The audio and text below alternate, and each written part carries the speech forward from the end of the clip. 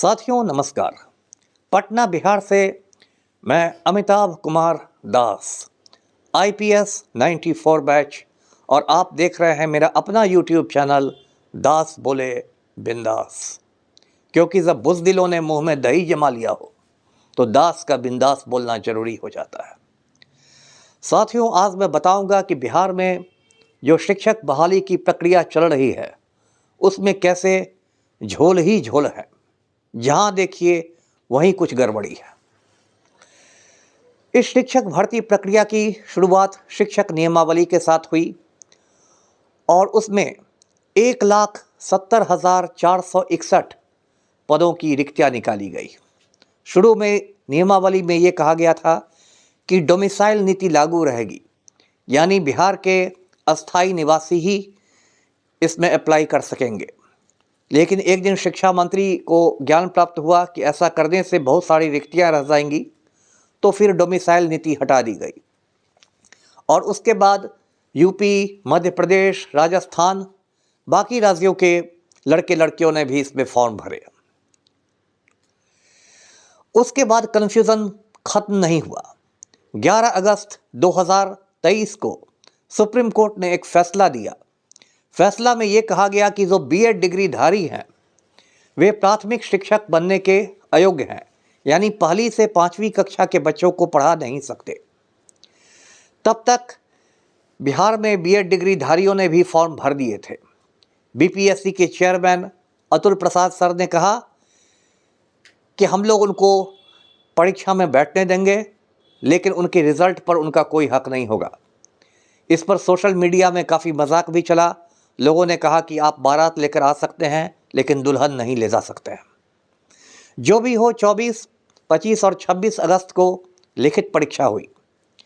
उसके बाद जो परीक्षा फल निकला उसके अनुसार BPSC ने कहा कि 1,22,324 लोगों को नियुक्त किया गया है। ये भी आंकड़ों की बाजीगरी है, क्योंकि इसमें ऐसे लोगों को भी शामिल किया गया जिनका रिजल्ट 3 जगह आया था। मतलब उदाहरण देके मैं आपको समझाता हूँ। यदि एक लड़का या लड़की प्राथमिक शिक्षक भी बन गया, माध्यमिक में भी बन गया और उच्च माध्यमिक का भी शिक्षक बन गया, तो उसका रिजल्ट 3 जगह दर्शाया जाएगा, लेकिन उसका जो भौतिक योगदान होगा वो किसी एक जगह ही होगा। तो इस तरह आंकड़ों की बाजीगरी में जो आंकड़े थे वे काफ़ी बढ़ा चढ़ा कर दिखाए गए। उसके बाद ये भी दबाव था कि 2 नवंबर को मुख्यमंत्री पलटू राम पटना के गांधी मैदान में लड़के लड़कियों को नियुक्ति पत्र बांटेंगे, क्योंकि मुख्यमंत्री ने शिक्षकों की बहाली को अपना चुनावी मुद्दा बना लिया था। अब साथियों, ये जो शिक्षकों की बहाली हो रही है इसमें 2 एजेंसियां जुड़ी हुई हैं। पहली जो एजेंसी है वो है BPSC, बिहार लोक सेवा आयोग, जिसने शिक्षक भर्ती परीक्षा ली और परीक्षा फल निकाला। दूसरी एजेंसी है बिहार सरकार का शिक्षा विभाग, जिसने डॉक्यूमेंट वेरिफिकेशन कराया, DV कराया और शिक्षकों का योगदान कराया। अब देखिए, इन दोनों एजेंसियों में काफ़ी तालमेल होना चाहिए था, जिससे कि अच्छी तरह भर्ती प्रक्रिया हो पाती, लेकिन इन दोनों एजेंसियों में समन्वय का घोर अभाव देखा गया। जैसे मैं एक उदाहरण देता हूं, जब BPSC ने DV का ऐलान किया, डॉक्यूमेंट वेरिफिकेशन का, तो अचानक शिक्षा विभाग की तरफ से आदेश निकल गया कि शिक्षा विभाग का कोई भी कर्मचारी, कोई भी अधिकारी इसमें भाग नहीं लेगा। इस पर अतुल प्रसाद सर ने अपने ट्वीट करके इशारों में कुछ लोगों पर निशाना भी साधा कि वो इसको देर कराने की कोशिश कर रहे हैं, उनको और ज़्यादा मेहनत करनी पड़ेगी। तो संक्षेप में BPSC और शिक्षा विभाग के बीच तालमेल का घोर अभाव रहा। एक और दिक्कत क्या हुई कि डॉक्यूमेंट वेरिफिकेशन के लिए शिक्षा विभाग के कर्मचारियों को जो ब्रीफिंग दी जानी थी वो ब्रीफिंग ठीक से नहीं दी गई। अब देखिए क्या गड़बड़ियाँ हुई कि BPSC में जिसने जो कागजात अपलोड किए थे, यदि वो लड़का उस कागजात को डाउनलोड करता है तो उस पर BPSC का वाटर मार्क आ जाता है। डॉक्यूमेंट वेरिफिकेशन के समय शिक्षा विभाग के कर्मचारियों ने क्या किया कि सिर्फ वाटर मार्क देखकर वो संतुष्ट हो गए कि हाँ, ये जो अभ्यर्थी है ये योग्य है। उन्होंने ये नहीं देखा कि ये जो कागज़ है ये कागज़ सही है या नहीं है।